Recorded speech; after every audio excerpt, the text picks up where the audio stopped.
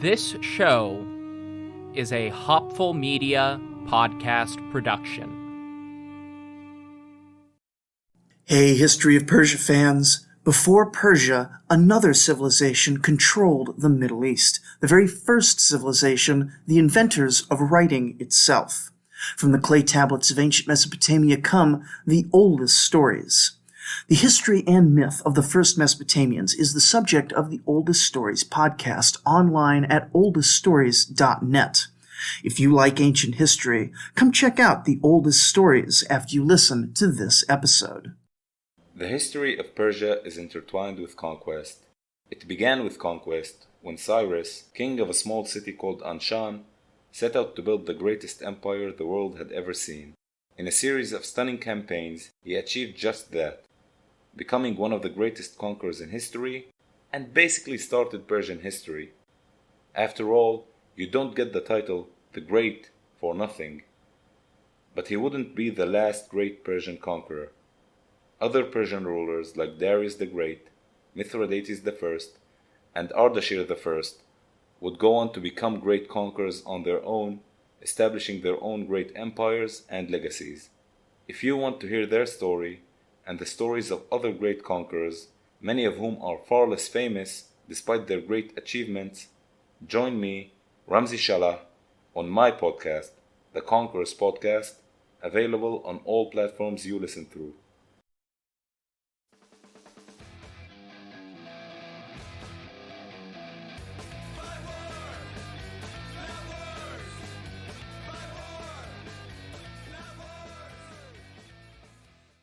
Hello, everybody. Welcome to America's Secret Wars, the podcast about forgotten and overlooked conflicts in American history.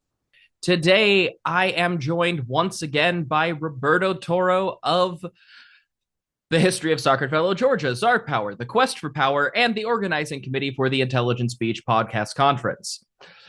Roberto, how are you doing, and should I start organizing an intervention? I'm doing great. Actually, I moved recently and I'm in a much happier position.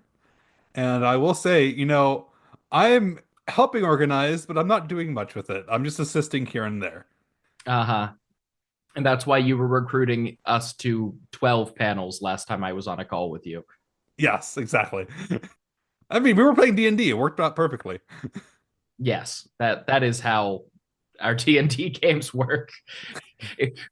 There's between the Discord server where I met Roberto, there's like 4 D&D groups and it's all podcasters. Yes, it really is. So I actually have a question for you. All right. Which fascist history group are we learning about today? Ah, Because that seems to be the theme for you when you invite me on. see, for about 12 seconds, I debated whether or not I should have you as the guest on this episode. Because on one hand, you're the perfect guest for this episode. And on the other, having you in the description is kind of a spoiler for the double entendre in the title of this episode. When Al-Qaeda invaded Georgia. Oh, wait, what? Wait, what? Yes. You found something. I did. I found this right away and have been trying to figure out how to do it for a while. But apologies to anybody who read the title and was hoping we'd get the story of Al-Qaeda versus Al-Qaeda. Instead, we are going to be talking about the time that the U.S. helped fight with Al-Qaeda militants in the former Soviet Republic of Georgia, a.k.a. Kurtvela, a.k.a. Sakartvelo. Amazing. Wow. See, I'm not that far yet. I'm in the 500s. So this is what? I'll figure out what time it is, but 1900s? We're fast forwarding about 1,500 years. Yeah, perfect. See, I wouldn't even know this. So it's so modern that it almost wraps back around to something you might know from having been there. Oh, possibly. Just through the cultural osmosis of having been aware of modern Georgia. Okay. Technically, I could have had anybody on for this episode. I thought about making Bree my go-to for modern terrorism episodes, which would be funny. You see Osama bin Laden of podcasting. Yes, she is. But if I picked anybody else, then nobody on the pod would be able to pronounce the names. I mean, also very true. So I am relying on you to correct me here. Alrighty, I'm just gonna need it written because Georgian is a fun language.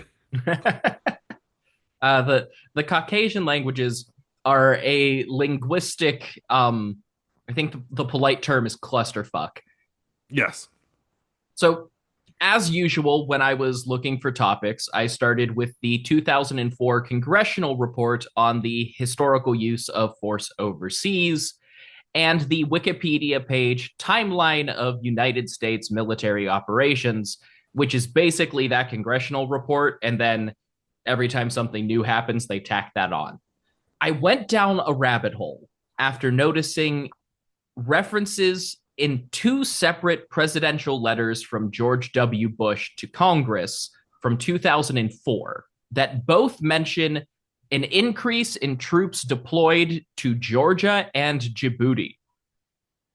Yeah, he said Georgia. uh, these were just referenced in those letters with absolutely no context. And naturally, I was trying to figure out why a country in the Caucasus was being lumped together with the Horn of Africa.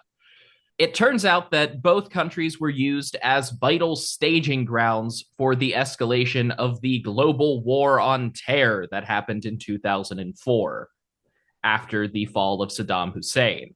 Hmm. So nothing was really happening in Djibouti for a variety of reasons, including both colonial history and all of their neighbors constantly fighting. Yeah. That country has just maintained close relations with France and the US since gaining its independence. And since they control one side of the entrance to the Red Sea, and they like other countries paying them rent, Djibouti is just crawling with foreign military bases. So it was used as a staging ground for Operation Enduring Freedom, Horn of Africa, which was more focused on Somalia and Sudan in ways that I'll address some other time. Mm-hmm. 2004 was also the birth of the multinational force Iraq, better known as the Coalition Forces, after the fall of Saddam Hussein's government and the beginning of America's botched attempt at setting up a new Iraqi state. Okay, you said that, and my mind just immediately went, America, fuck yeah. Literally, Team America is just playing in my head now. This is what that movie is about, right? Like, okay. So this is the context for why I even found these events that we're going to talk about today. Mm-hmm. So George W. Bush approved additional Georgian training programs with American advisors as part of the coalition building.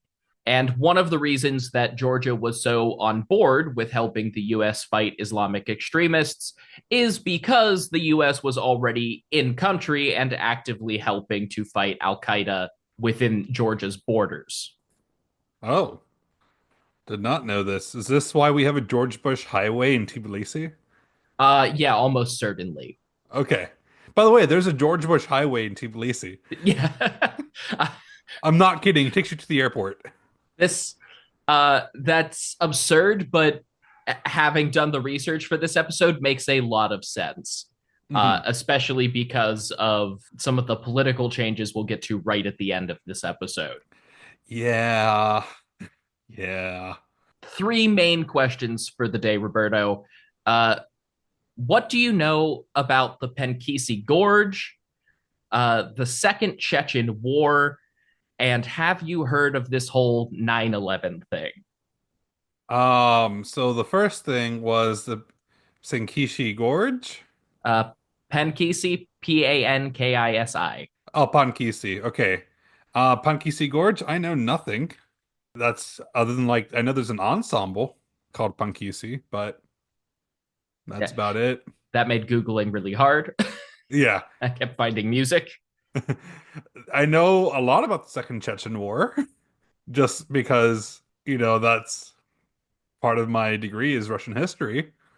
And then 9/11, I remember seeing planes hitting the Twin Towers in when I was at home. That I think is a good baseline. The story today could really start from basically any time after about 1600 and the charter of the English East India Company. But that's probably a little extreme for our purposes.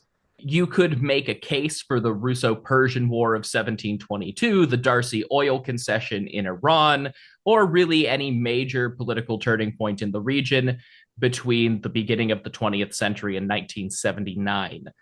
Mm-hmm. Really, though, we just need to speed run through history to reach August of 1999 and the Second Chechen War. It does feel like things always happen in Georgia in August. Yeah, well, this is going to happen across the border in August, but yes. But like, I would say this: Russia invades Georgia in 2008 in August as well. So I'm like, come on, freaking Russia. Don't know if I included the date, but I'm reasonably sure one of the protest revolutions at the end of this is also an August event. So, yeah, yep, exactly. It's the fall madness. So basically, the whole stretch from Iraq to Pakistan became a proxy theater of the Cold War for a few decades. This was an extension, really, of the British and Russian conflict over the region called the Great Game in the century before the Cold War, which they say ended in like 1907, but for some reason it just kept happening after that. Mm-hmm.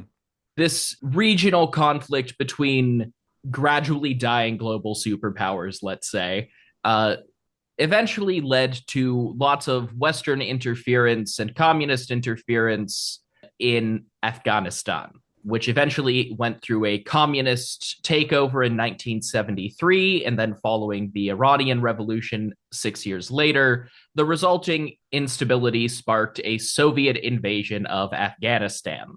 Yep, I know this. Famously, as depicted in the documentary Rambo 3, this went very poorly for the Soviets. I've never seen a Rambo film. Really? Yeah. Sylvester Stallone classics. I don't like Sylvester Stallone. But that's reasonable. But you got to see Rambo 3. It's dedicated to the brave fighters of the Mujahideen. Yeah, I don't want to do that. Especially what happens later in history.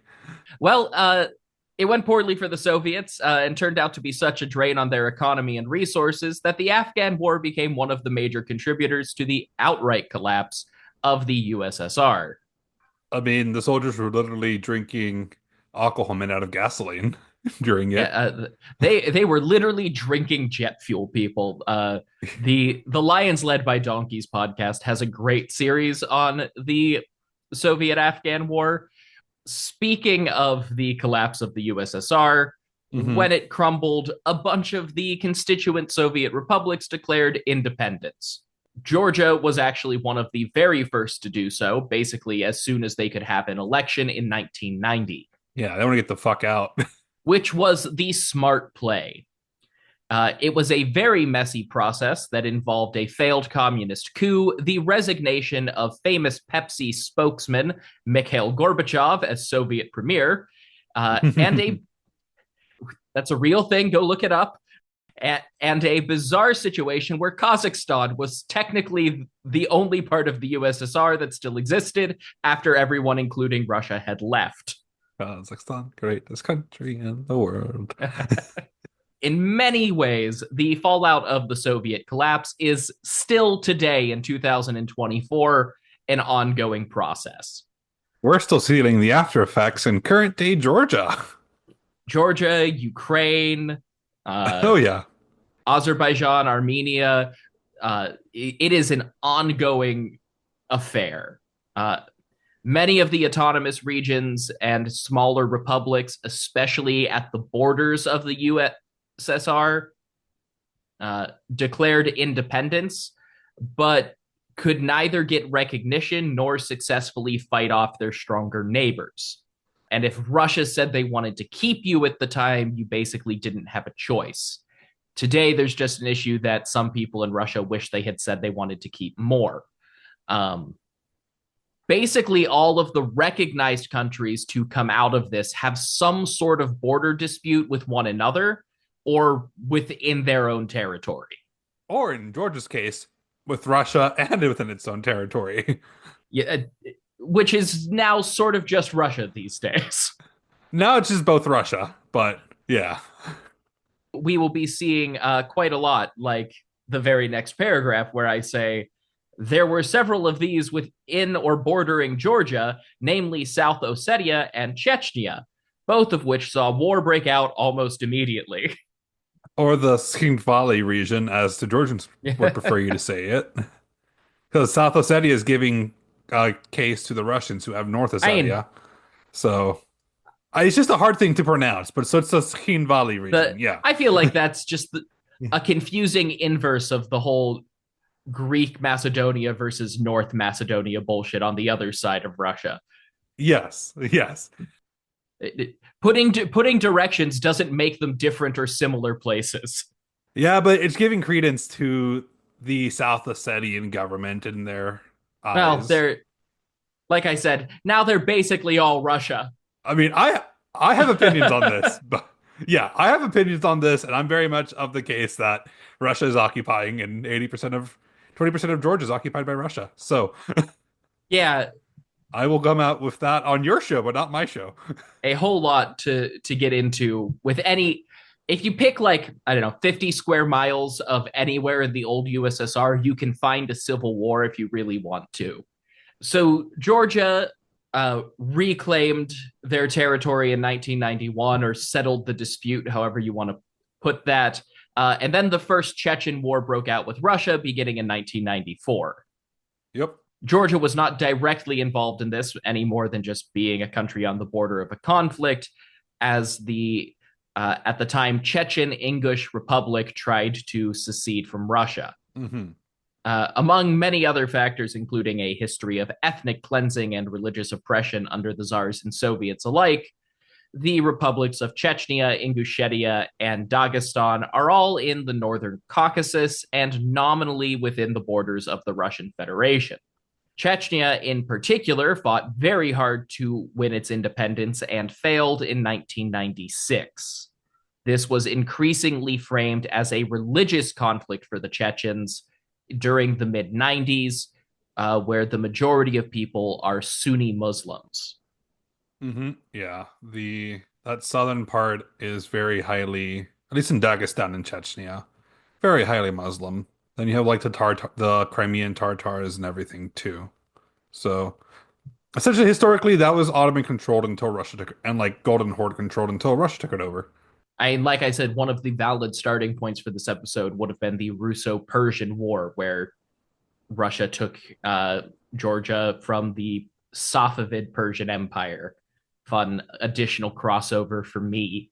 Well, not took, but more so said you're part of us now when the Georgians really asked for help. More so walked in.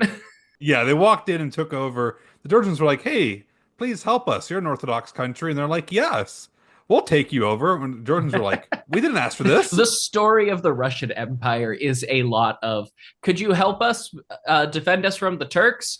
And Russia saying, yes, you can be part of Russia. Yep, we will get to that once we hit the Russian Empire.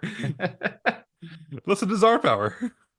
This situation in Chechnya was fertile ground for the rapid growth of Islamic fundamentalist terrorism, mostly rooted in the Wahhabist school of Islamic thought, which is the same root ideology as Al-Qaeda. And if you go a little bit further back in their history, it's also the root ideology of ISIS.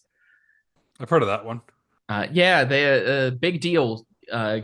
Somewhat recently, and probably again in the future if Syria keeps going the way it is. So young extremists from across the Muslim world had flocked to Afghanistan during the Soviet-Afghan War to learn and help the Mujahideen and receive arms and training from the American and Pakistani special forces. Within Afghanistan, this eventually led to the formation of the Taliban. More broadly, it created a bunch of connections and networks for Sunni extremists. none more famous than Osama bin Laden and his organization, Al-Qaeda, which wasn't so much the terrorist army that it was framed as 20 years ago, but like a networking opportunity and grant funder for terrorism. Yeah, wasn't he like a Saudi prince or something, or like a Saudi noble? Uh, like vaguely aristocratic, but functionally like oil barons. Okay, okay. Yeah, ludicrously wealthy. And his one of his brothers is actually like good friends with some U.S. politicians in a way that like is kind of awkward, but everyone it just rolls with because it's not his fault he's related to Osama. Oh yeah, we just cheered when you killed your brother on my birthday. Yeah. Yeah, yeah, that was the news when Osama bin Laden was killed. I come home from like birthday dinner and I'm like, Osama bin Laden said, I'm like, thanks for the birthday present, Obama. uh, yeah, where were you when Osama bin Laden died? Eating Chinese food. Oh no, Japanese. I wanted sushi that day. So even as Al Qaeda cells with very direct connections to bin Laden were blowing up the World Trade Center and several US embassies in the 1990s, Hmm. other Al Qaeda affiliates were training and funding the insurgents that would eventually kick off the Second Chechen War in 1999. Various insurgent groups based in the North Caucasus carried out terror attacks and kidnappings all over Russia in the years between the two Chechen wars. But it was ultimately the bombing of an apartment building in Moscow that got it started. Yeah, Russia doesn't care about stuff until it hits Moscow or St. Petersburg. They kidnapped a fucking general before this. Yeah, but it doesn't matter until they hit Moscow or St. Petersburg. And the thing is, they knew the Chechens kidnapped that general. There wasn't, and still to this day isn't, any real evidence tying this apartment bombing to the Chechens. But tensions had been running high for almost 3 years. Russia had been preparing for the inevitable reinvasion of Chechnya. And the head of the FSB, Russia's main intelligence agency and successor to the more famous KGB, or blamed the bombing on Chechnya anyway. Roberto, I am guessing you know who the head of the FSB was in early 1999. Is it Vladimir Vladimirovich Putin? It is, in fact, Vlad Putin, aka my dad's Russian lookalike. I will have to find a sufficiently blurry picture to post to social media and prove that, but it is weirdly true. And my last episode, as of right now. Oh, I hate him so much. So, yeah, the Second Chechen War was actually quite instrumental to Putin's rise to power. Hmm. After years of tensions, he became the spearhead of Russia's pro war politics. And within the span of a few months, he went from the head of the FSB to prime minister to president for the first time. See, I see how this will have no repercussions in the future. Oh, this, from the standpoint of 2024, this episode is so fucking weird in relation to Putin. So, there's dictators and shit. Everybody gets yeah. that. It is the relationship he will have to the United States throughout the entirety of this episode that is so strange. Yeah. Yeah. Under Putin's leadership, Russia carried out a brutal and indiscriminate bombing campaign to basically just blast their way into the Chechen capital at Grozny and forcibly occupy the region. So nothing's really changed with his tactics. No, nothing at all, because it keeps working. Yeah. Yeah. It really came quite close to working in Ukraine and might have if there was less mud. True. Of course, just because they had territorial victory did not mean fighting was actually over. Just that Chechens and like-minded militants from the surrounding republics melted into the mountains and began a decades-long insurgent campaign against the Russian government. There are hypothetically a few of these cells still around, but the last major attack from any of them was in 2017, and the last specifically Chechen one was in like 2009. Hmm. So it's pretty much calmed down by now. Yeah, significantly so. Hmm. Well, Um, of course, he's sending all the Chechens to Ukraine. well, yeah, fun aside, one of the keys to ending the Second Chechen War quickly was when Imam Ahmed Kadyrov switched sides, allied with Putin, and became president of Chechnya. As soon as he was old enough, Ahmed's son, Ramzan Oh, Kadyrov, took the same office, which he still holds, in addition to being a colonel general in the Russian army, because Russian military ranks are very silly. okay. I'm gonna be that guy. It's Kadyrov. Is it Kadyrov? Kadyrov. Yeah. Okay. I see. Here's the thing. I can get a grasp of Cyrillic, but it's based on Greek, so Yeah. I go with what I have. No worries. This is why you have me here. Yeah, it's Exactly. Kadyrov. It's the sound in Russian. So Kadyrov has actually been in the news quite a lot recently as one of the main faces of the Russian invasion of Ukraine, He's a maniac. using his using his experience in committing crimes against humanity in his own country on the front lines. So that's fun. Yeah, he's if like I'm more scared of Kadyrov because if he gets in any sense of like more power, because he's basically a dictator in his own right in Chechnya. He just does whatever the fuck he wants, and Yeah, he's a warlord. he's literally a warlord, and it is terrifying because he's like even like made videos of like, oh yeah, this is what I'm gonna do if I capture Vysotsky or no, what's his name? Zelensky. Zelensky. Vysotsky's a Russian musician. Oops.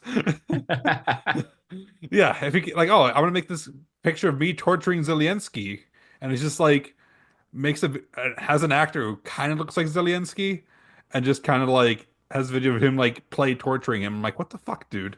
Yeah. Yeah. So this is the guy that Putin uh wants to be in charge of Chechnya, because he has no qualms about using these brutal tactics against his own people to prevent another Chechen rebellion. Mm-hmm. You know what else is fun, Roberto? Coke. The glorious victory of capitalism over the USSR, which is why we, like Mikhail Gorbachev, can have advertisements.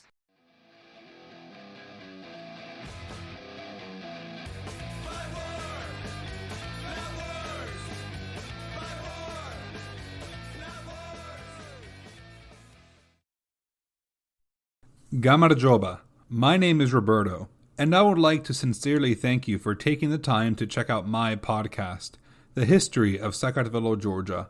In all likelihood, I would venture to guess that you found us because you were searching for either podcasts, YouTube videos, blogs about the history of Georgia, or you're hearing this on another podcast, like this one.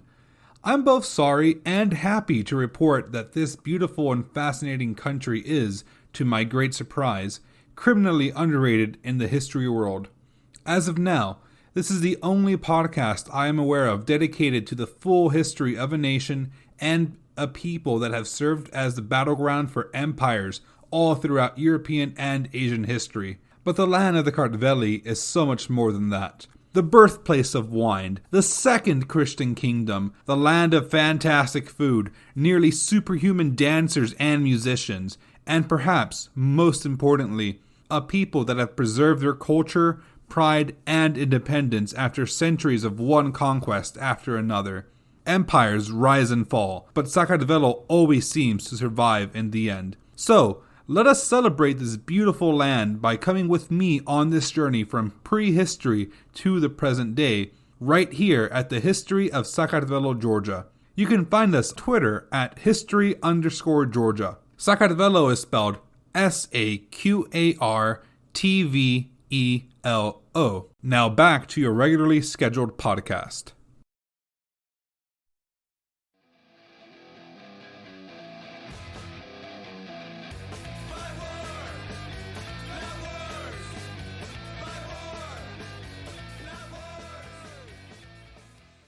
We are back, and now that we have laid some of the groundwork, the Second Chechen War ended officially on April 30th in the year 2000.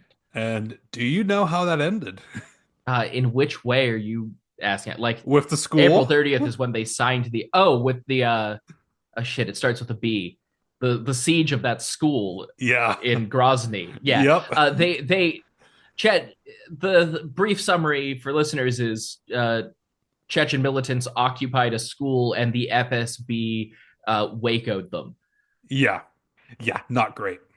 Yeah, kids and families inside, big first day of school event, like dozens of civilians inside as the FSB just torched the motherfucker. Yeah. They're not great people. Remember, Putin was in charge. Yep. And he says he wants to defend the kids of his country. Yeah, the his country being the Principality of Moscow. Yeah, yeah, yeah, yeah. These Chechens, they don't count. Grand Prince Vladimir. Okay, another digression. I remember being in Moscow. I was in a gift store or souvenir shop, and I saw this portrait of Vladimir Putin dressed up as a czar. And I read it in there, and I said to myself, I want this in my room. I did not buy it because it didn't fit in my bag. I really thought you were about to like just reach off out of frame like an inch and like pull in this big portrait of Tsar Putin. He has a Matryoshka doll instead. Yes, yes, because that was a lot cheaper because they wanted me to pay like $500 for the Putin portrait. Hang it over the door like the king in a Thai restaurant.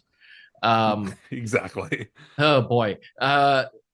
We are off track. You're in my territory now. This happens. I'm sorry. The Belsen School, that's what it's fucking called. Yeah. Yeah. So after the signing of the treaty and the Belsen School siege, a lot of the Chechen resistance just went to ground and switched over to an insurgency. But some of them needed to just get the hell out of Russia.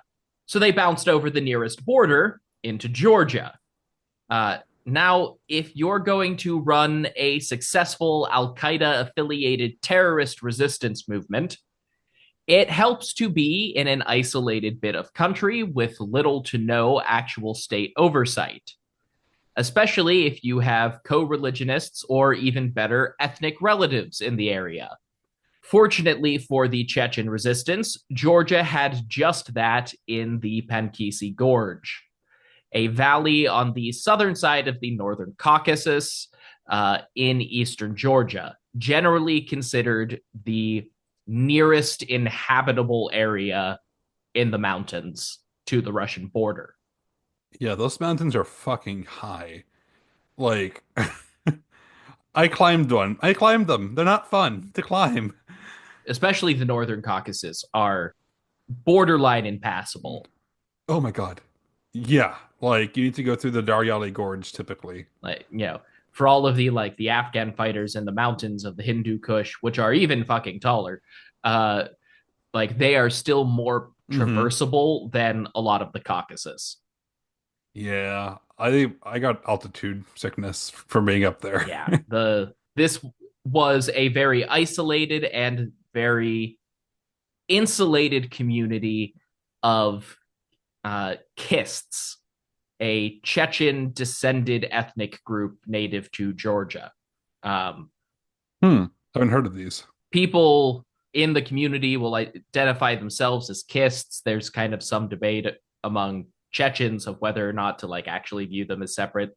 They are Chechen speaking and everything. It's just a kind of a geographical difference. And this was a very culturally and religious conservative community. Villages and neighborhoods are still frequently structured around extended family clans. Offenses are even today still sometimes resolved with blood feuds. And that's not limited to the Kists or the emigrant Chechens. For being such a small area, northern Georgia is wildly diverse, and many groups maintain these practices in the mountains. Oh my God, it's near impossible to root anything out from the Caucasus Mountains. Like they were still struggling to root out some like pagan practices, even during the Soviet era. Yeah, at a certain point, that just loops back around to just being folk religion. No, it's like Christians doing like folk practices which weren't in accordance with everything, and it's just like, yeah, it's still difficult because folk religion still, you can still see it there, but Mostly in the mountains. It's just small communities. They're fun though.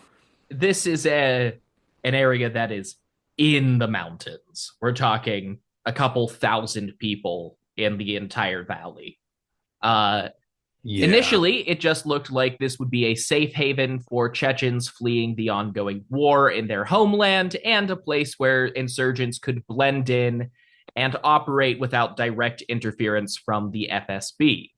Then a second plane hit the towers and America was under attack. America doesn't like being under attack. Just remember, jet fuel can't melt steel beams. This is correct. It can just weaken them until they snap and collapse in a resulting fiery explosion because there's gas pipelines running all through the fucking building. Don't bring my conspiracy theories like that. uh, well, after steel beams may or may not have melted, the Taliban did offer to hand over Osama bin Laden gift wrapped, but we decided we'd rather invade Afghanistan. Wait. Seriously? Oh, yeah, the Taliban offered like on September 13th or something. They were like, yeah, you can have them, just please don't invade our country and topple our government. Uh, but that didn't make people feel like they were accomplishing anything. What the fuck, America? Yeah, uh-huh. And you know, there was some internal logic to Afghanistan at the time, like, okay, you're gonna give us the guy, but like you still are happy to host his training camps, like, and you're kind of shitty dictators. Except we were really bad at toppling the Afghan regime, and even worse at installing a new one, and it's like nothing changed. I mean, it's literally just America. We just go in and kind of try to, and then it just makes things worse because we're our own worst Yeah, enemy. you just wait. Oh no. There were a few big time Chechen leaders moving in and out of Pankisi at the Mhm. time, and the Bush White House actually alleged that some of them were using it as a corridor to funnel Chechen fighters out of Russia, through Azerbaijan, and then across Central Asia to fight alongside Al-Qaeda in Afghanistan. Strictly speaking, this hasn't been proven, but there is a lot of anecdotal evidence from both Afghans and US soldiers to support the claim that Chechens were somehow getting to Afghanistan. So that seems likely. I mean, you cross the Caspian Sea in Iran. If you go across the Caspian, you just bypass Iran and go through like Turkmenistan, and they didn't give a shit at the time. Yeah, of course they don't. Um, we hadn't turned them into an air base yet. Several of these Chechen leaders were even like Mujahideen veterans of the Soviet-Afghan War, so like there were genuinely connections to be made. Mhm. But the main guy in Pankisi was Ruslan Gelayev. Ironically, he was a Soviet veteran of the Afghan War before switching to Chechen nationalism and fighting under the leadership of Shamil Basayev, at this point, the biggest name in Chechen terror attacks inside of Russia. Okay. Ironically, when 9/11 happened, the world hadn't quite finished drawing the battle lines for the war on terror yet. And Georgia actually hired Ruslan to lead a raid against Russian-backed separatists in Abkhazia a few weeks later. As in, like, 9/11 happens, and in the first week of October, this guy is working for the Georgian government. What the? Oh my gosh. Because, like, he had vague Al-Qaeda ties, but mostly he was an anti-Russian guy. Well, up until the last like 2 years, that's what they liked. Right. At least the government. And this started to deteriorate pretty quickly once Ruslan took the money and weapons from that raid, and his Mujahideen outfit splintered into several separate groups that all attacked over the Russian border. Mhm. Vladimir Putin recognized this as an opportunity to collaborate with the United States and became a vocal supporter of the war on terror, directing the FSB to share intelligence about his own Islamic terrorists and their ties to Al-Qaeda.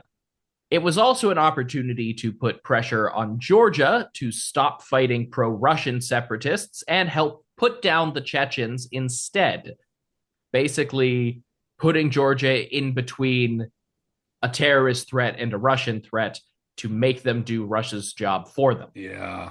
The Georgian president, you might have to help me with this one. Eduard Shevardnadze. Shevardnadze. Shevardnadze. Yeah. Eduard Shevardnadze was really hesitant to this at first.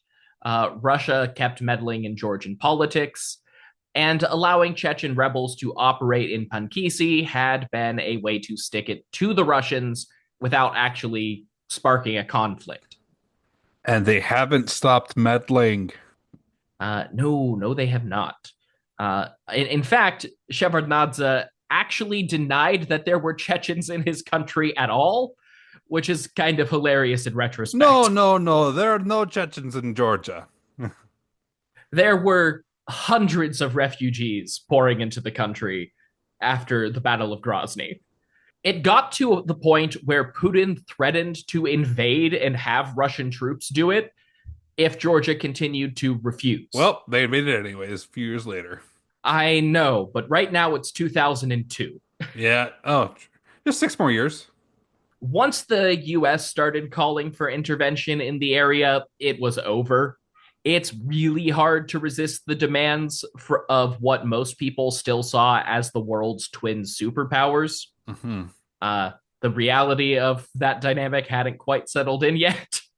To do that effectively, Georgia still needed more money and training for its army because, like most of the post-Soviet states, they basically took the local police force and that was now the army because most of the army had been Russian. Mm-hmm.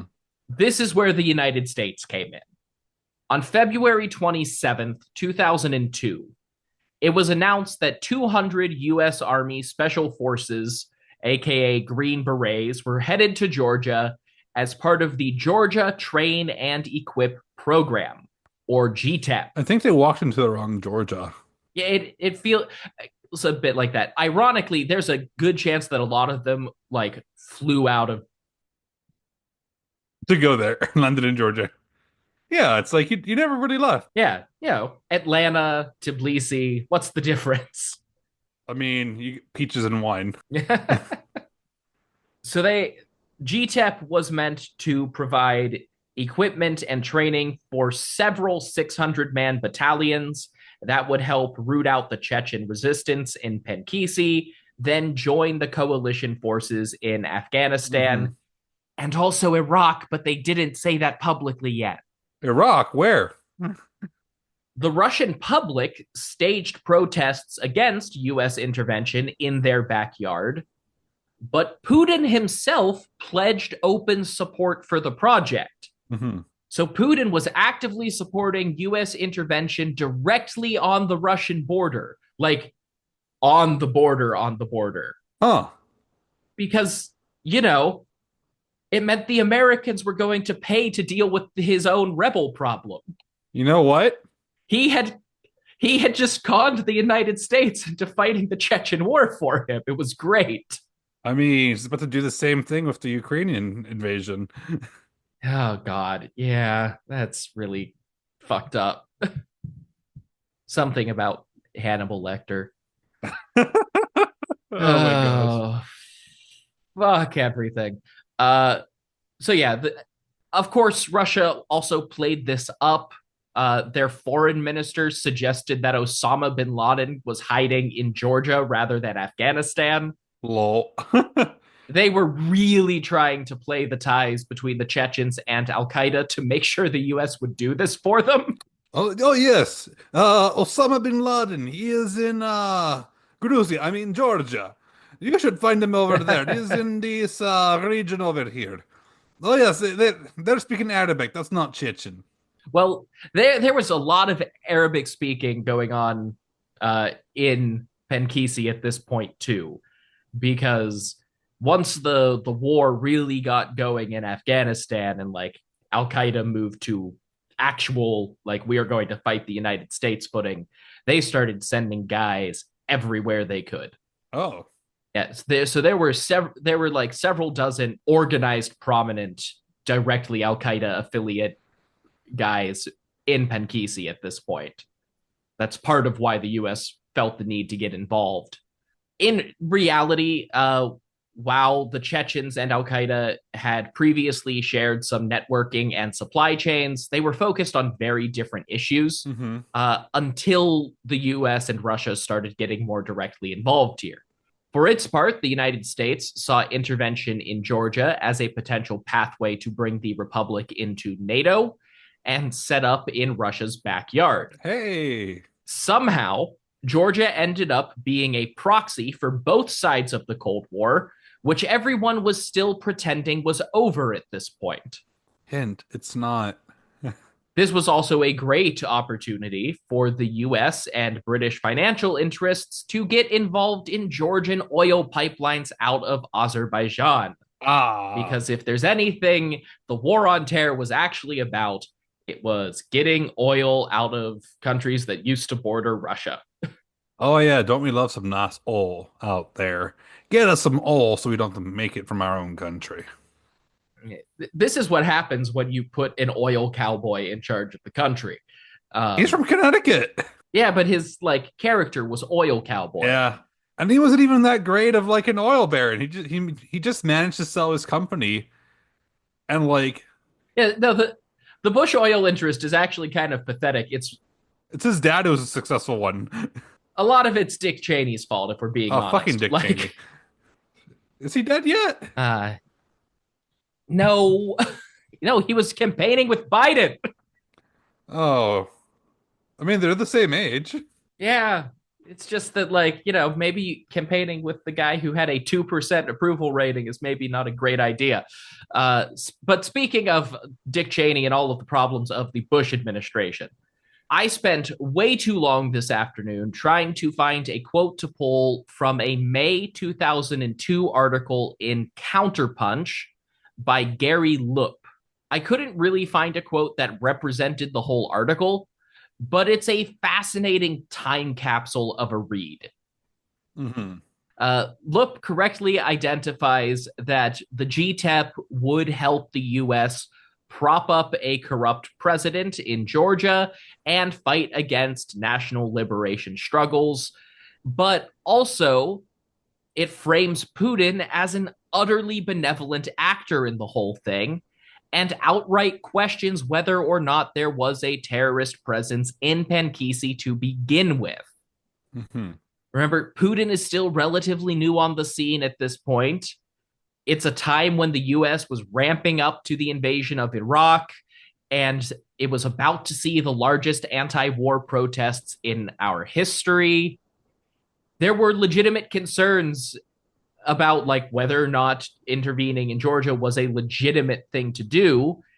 And in hindsight, the U.S. government probably regrets not letting Ruslan Galiyev continue attacking the Russians. Well, I think to lighten the mood here a bit, we need a Bushism, and I have one. You're the Texan. Okay. Our enemies are innovative and resourceful, and so are we. They never stop thinking about new ways to harm our country and our people, and neither do we.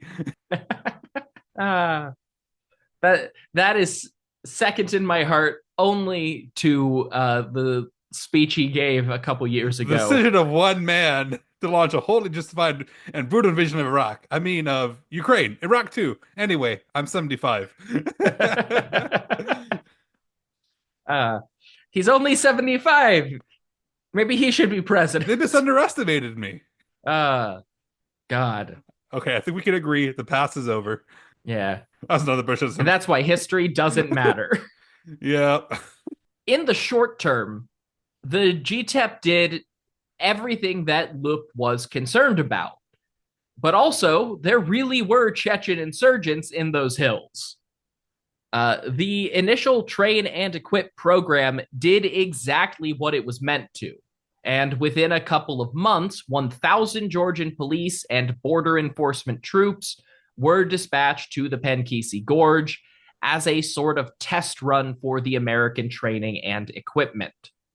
By October of 2002, they had their first clash with rebels in Penkisi. American aerial surveillance identified and tracked a group of Arabs living in Penkisi with suspected ties to Al Qaeda, and Georgian security forces ambushed their car, shooting the driver and arresting the passengers. They really were insurgent terrorists, and the sudden arrival of an actual military presence set most of the Chechen rebels scrambling. Within weeks, over a dozen militants. Within a year, that count was up to 30, mostly from Saudi Arabia, Jordan, and Yemen, or the Central Asian republics. That said, at least one guy was Japanese, and God, I wish we knew more about him. Do we even have his name? No, just the fact that one of the Al Qaeda affiliate terrorists in Penkisi was a Japanese man. I love this. Also, Roberto just sent me that picture of Putin as a czar, and it's an angle and period in Putin's hairline that really makes him look like my father, and that makes me uncomfortable. I love this even more. So yes, I really wish we knew more about that Japanese guy.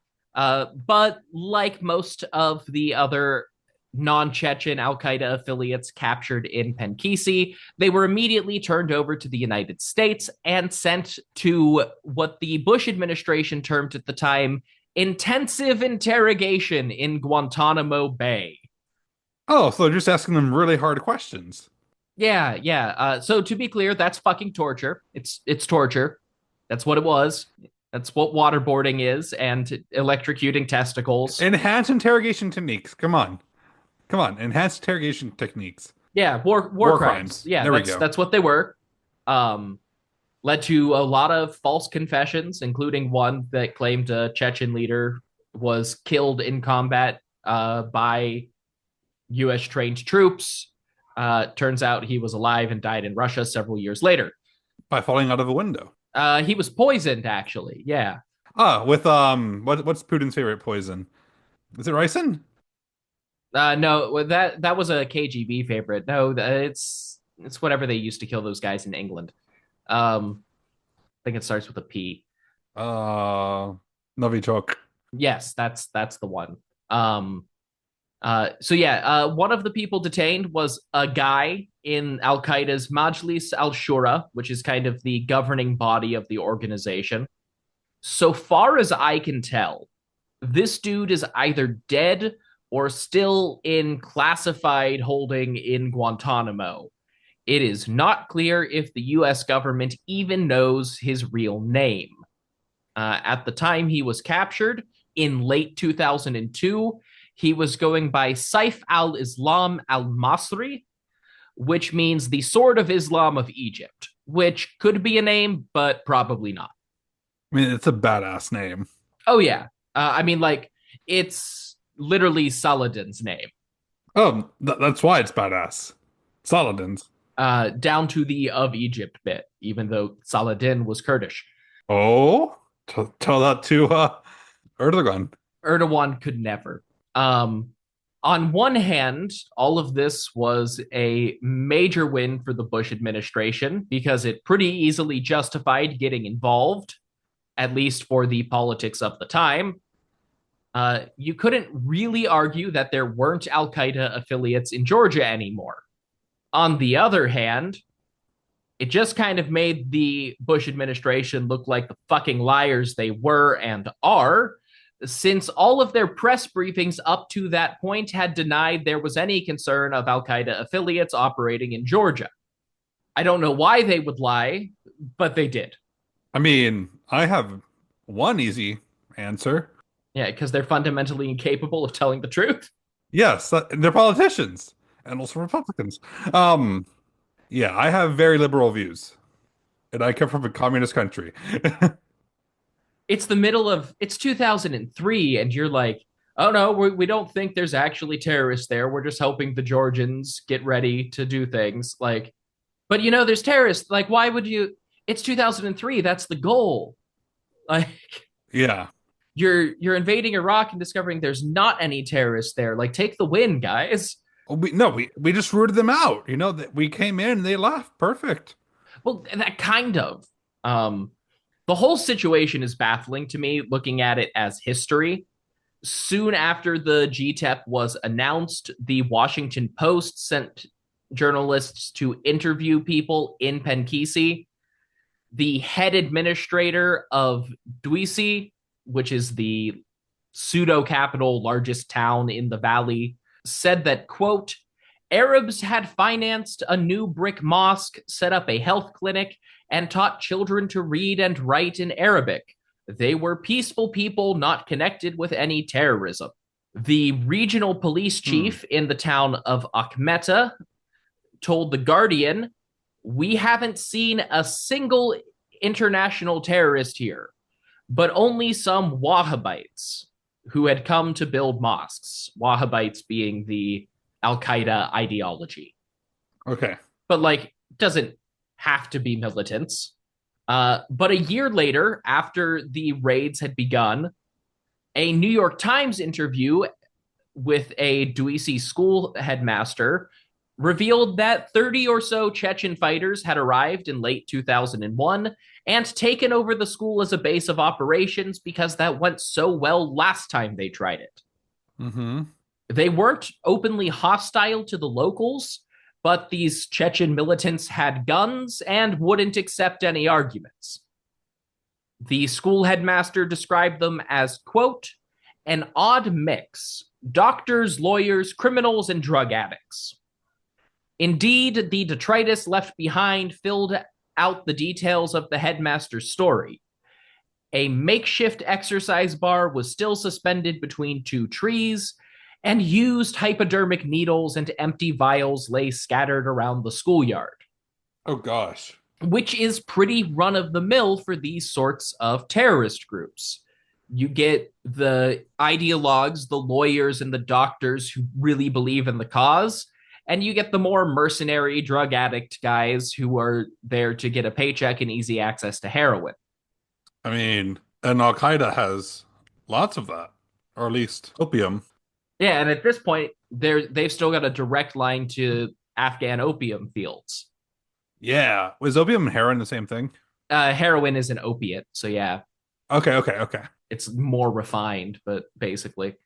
This particular group of Chechens who occupied the school fled as soon as the US-backed crackdown started. They crossed the Russian border and basically immediately ran into a Russian army detachment and were gunned down in a brief battle as soon as they entered the country. Oh, back when they were actually decent. Yeah. I mean, if you've got mortars and the other guys have half an AK-47, like, you're probably going to do all right no matter what the situation is. Yeah, true. Mortar wins. At this time in late 2003, there were still around 50 Chechen fighters known to be in Penkisi, but that was down from several hundred at the initial push for US and Russian cooperation in 2001. It's not even clear where all of these guys went. Presumably, most of them went back to Russia and the ongoing Chechen guerrilla war, while others fled through Azerbaijan or went home. But to be honest, we don't know for most of them. What we do know is that it is time for an ad break.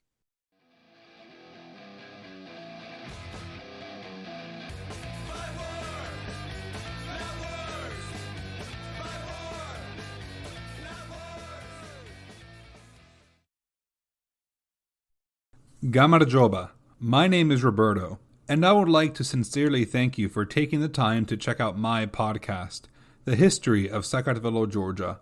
In all likelihood, I would venture to guess that you found us because you were searching for either podcasts, YouTube videos, blogs about the history of Georgia, or you're hearing this on another podcast, like this one. I'm both sorry and happy to report that this beautiful and fascinating country is, to my great surprise, criminally underrated in the history world. As of now, this is the only podcast I am aware of dedicated to the full history of a nation and a people that have served as the battleground for empires all throughout European and Asian history. But the land of the Kartveli is so much more than that. The birthplace of wine, the second Christian kingdom, the land of fantastic food, nearly superhuman dancers and musicians, and perhaps, most importantly, a people that have preserved their culture, pride, and independence after centuries of one conquest after another. Empires rise and fall, but Sakartvelo always seems to survive in the end. So, let us celebrate this beautiful land by coming with me on this journey from prehistory to the present day, right here at the History of Sakartvelo, Georgia. You can find us on Twitter at history_Georgia. Sakartvelo is spelled Sakartvelo. Now back to your regularly scheduled podcast.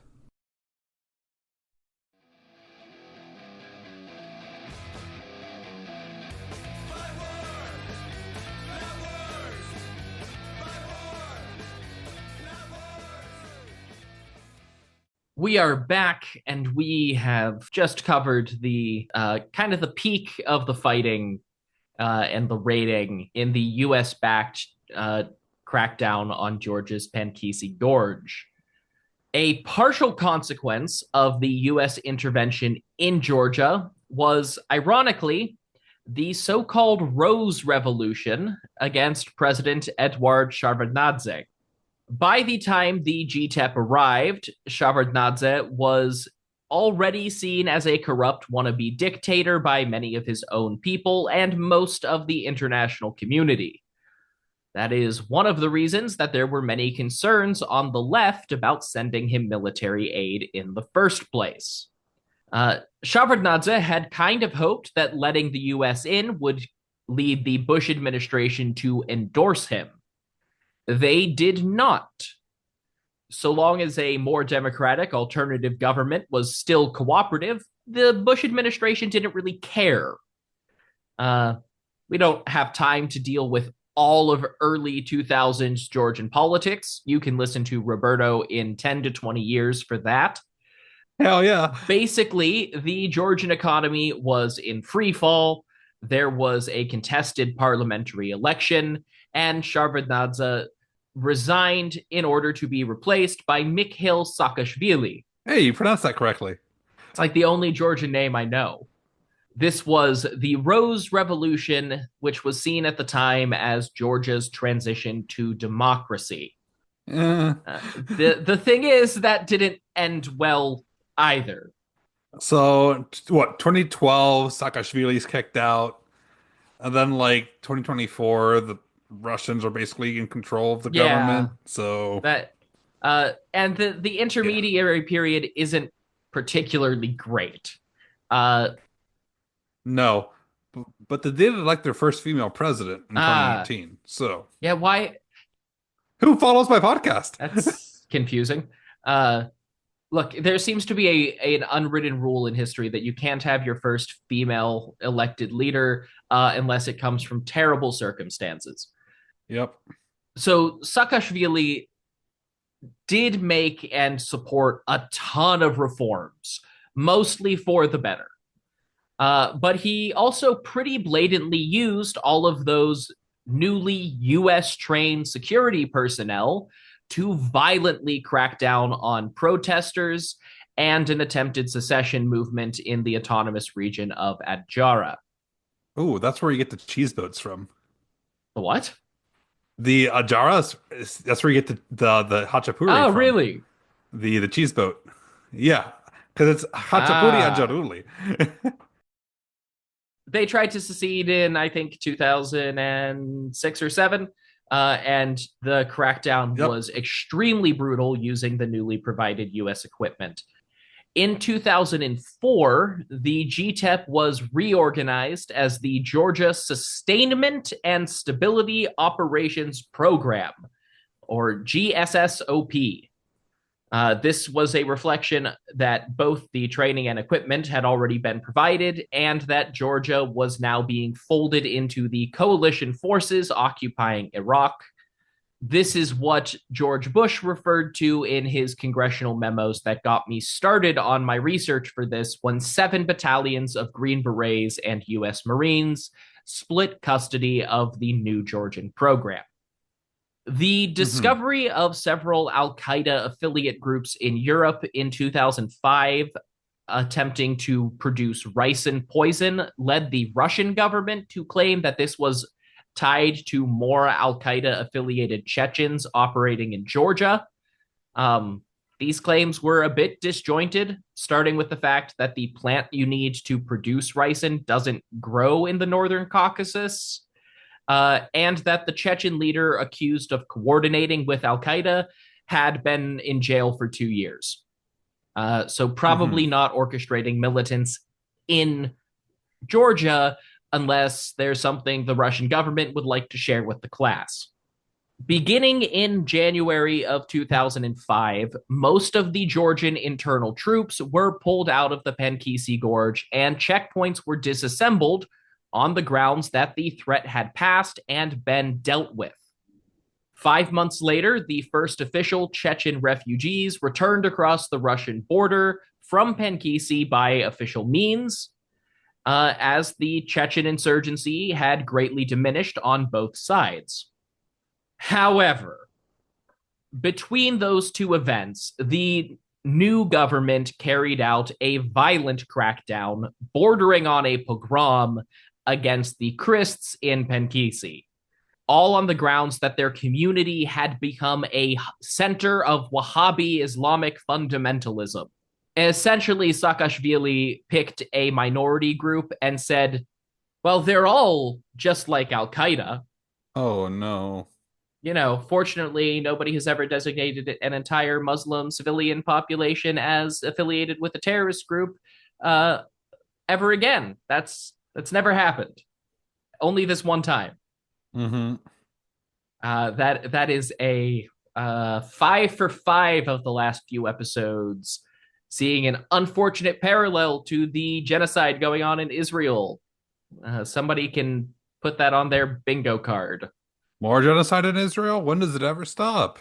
It doesn't. That's how genocide works. Oh. It stops when somebody with more guns makes you stop. Uh, Oh, so it's never going to stop because we're never going to tell them to stop. no, and seeing as we seem to be the only people with more guns. Um, anyway, to quote from Folklore and Terror in Georgia's Notorious Penkisi Gorge by Paul Manning.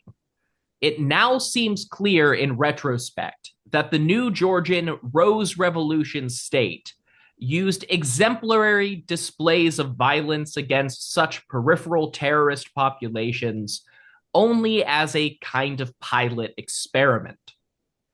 The very same weekend, the new Georgian Rose Revolutionary government used other units of these special forces, the product of the Georgian Train and Equip program, to disperse a protest in front of Parliament, the so called Wrestlers' Revolution. So, yeah, basically immediately after their first, democratically elected president, the first time there's a protest, he deploys U.S. trained special forces to crack down on the protesters. Hmm. Great. So that's how that goes. Every time we do it, everywhere in the world. Uh, the relatively easy victory in Adjara and against domestic protests made Saakashvili and the Georgian military a bit overconfident when conflicts broke out in Abkhazia and Ossetia. This ultimately led to a Russian invasion, the near abandonment of Georgia by the United States outside of their commitment to the coalition in Iraq, and a still ongoing Russian occupation of most of Western Georgia. This was, in part, because violent US trained crackdowns perfected in the War on Terror had already been deployed against their countrymen. Because, and this is true, nothing about Ukraine today is surprising to anybody who has been paying attention for the last 20 years. except maybe that the Ukrainians are doing so well. Yeah, that's the only surprising thing. And I wish them the best of luck with fending off Russia, but Yeah, they continue to hold. Uh, as a yeah. direct result of these wars, Georgia's ability to project power into Penkisi slipped once again, and during the early 2010s, the region was a hub of Chechen and other regional terrorists training and traveling to join ISIS during their rise to power in Syria. Over a dozen were identified as coming from Chechnya via Penkisi, and in 2019, local residents clashed with the police sent in to investigate renewed accounts of militant activity in the area. That said, kind of strangely, things have not only calmed down a lot, but basically the only English language information I can find from the last few years on the Penkisi Gorge are from a tourism initiative to rehabilitate the region, advertising things like ancient monasteries and beautiful hiking trails. I mean, it is gorgeous out there. So for now, the Islamic State has largely collapsed. Al-Qaeda basically no longer exists. And the Chechens are ruled by a warlord who is dumping them into the maw of a Ukrainian meat grinder. So Penkisi has settled down quite a lot. Georgia, on the other hand. Yeah. And yeah, fuck it. Sometimes there aren't lessons in history. But this is all shit that happened. Yeah. Oh gosh, nothing. This is interesting to learn about. And then I just remembered, like, oh yeah, yeah, the terrorist cells are some mostly gone, but things are still fucked up in Georgia. Yeah, pretty much.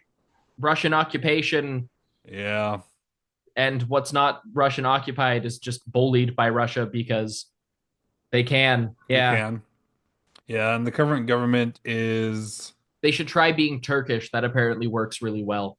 yeah, the current, I'm just gonna say this, the current government is essentially very Russia aligned, and they just lost their EU candidate status, Yeah. essentially, due to all the political repression and like basically changing election laws to make themselves win. Woohoo. So, and they just put in a random soccer player who's faithful to the party to be the new president without any elections. So, Wow. I didn't think anybody could have a dumber presidential selection process than us, but that might do it. they just changed it, and like the party now chooses the president because the people voted for an independent who's Salome Zurabashvili, who's actually great, and she follows my podcast, so that's part of the reason why I say that. Um, yeah, basically they cut her ability. They started cutting her ability to do things like 2, 3 years ago, and then just kind of kept getting worse and worse And then they since. installed a footballer. Yeah. A soccer Okay. player who's an idiot, who's a complete idiot. Cool. Yeah, he's basically in an interview. He's basically, oh yeah, the founder of the party basically asked me if I wanted to be president. And I was like, yeah, why not? Who, by the way, isn't supposed to not be involved in politics anymore, but he still is. Yeah. Cool and good. Yeah, welcome to Georgia. You can listen about this all in a few years on my podcast. Yeah. For the time being, you can go back and listen to the parts of the podcast that overlap with History of Persia, which are more fun. Oh yeah, the one episode. We, I was gonna say most of your podcast is overlapped with mine at this point. Yeah, it just started in episode 5 and it just kept going. Ah, well, since we're already kind of in the middle of doing it, do you want to tell people where to hear you, follow you, whatever on the internet? Yeah, so I am on. Does anybody use Twitter anymore? I guess Twitter, history_Georgia or Czar Power Pod. Blue Sky, Czar Power, Czar spelled with TS. And then on Blue Sky is also History Georgia. Basically, if you follow one, you can find the other. That's the easiest way to do it. I'm on there. I don't post that frequently, but I post. You can follow us on Facebook on the History of Sacramento, Georgia, and Czar Power. I also co-host Quest for Power, But I'm just the audience and editor for that show, so you can listen to us on there. This is coming out in July, right? Intelligent Speech would have been out by now, so join up next year so you can hear Trevor talk about another cool topic. Yeah. All right. If you want to hear more of my very tired voice, you can do that on History of Persia, where I go through the history of ancient Persia. You can find that wherever you find podcasts, or follow me on Blue Sky at History of Persia for both shows, on Instagram at History of Persia Podcast, hypothetically on Facebook, but it mostly just gives you episode updates. And if you want to support any of these projects, please go to hopfulmedia.com.co. That's HOPFUL.com.co. And until next time, secede from a former Soviet republic.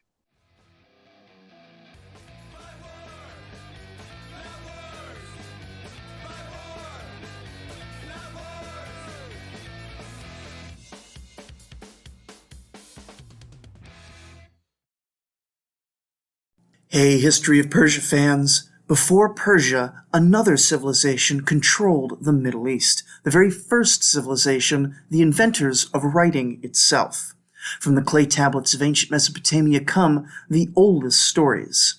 The history and myth of the first Mesopotamians is the subject of the Oldest Stories podcast online at oldeststories.net. If you like ancient history, come check out the oldest stories after you listen to this episode. The history of Persia is intertwined with conquest. It began with conquest when Cyrus, king of a small city called Anshan, set out to build the greatest empire the world had ever seen. In a series of stunning campaigns, he achieved just that, becoming one of the greatest conquerors in history, and basically started Persian history. After all, you don't get the title the Great for nothing. But he wouldn't be the last great Persian conqueror.